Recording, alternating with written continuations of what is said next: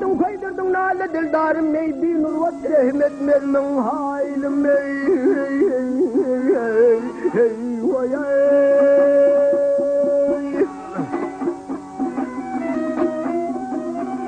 Ayda sabatın servisem mi hun horum helal asın olsun olmeke mayne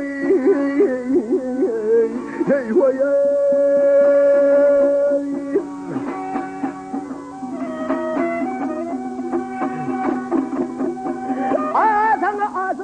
Yanar kul olur cevrine dönmedik nemaat kul olur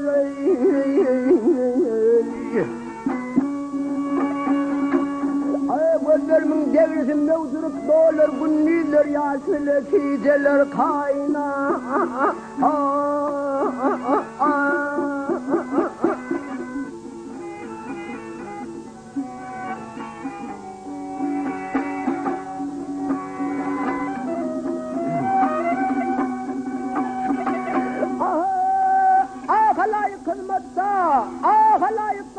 Tap tap dursulur xaridar gımmetinden sorsulur Ayadülsün her tarihinin bir baka koysalar kim alsa takfittir kalmaz yani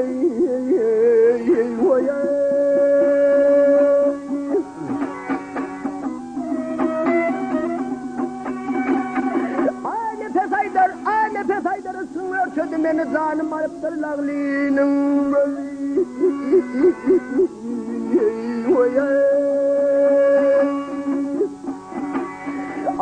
Köyümüz erzarı Türkmenin iyisi barısı kurbanır durduk hal sana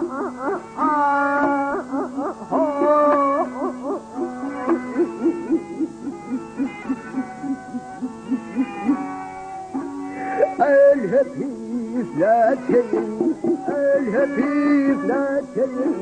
Ha ha ha ha ha ha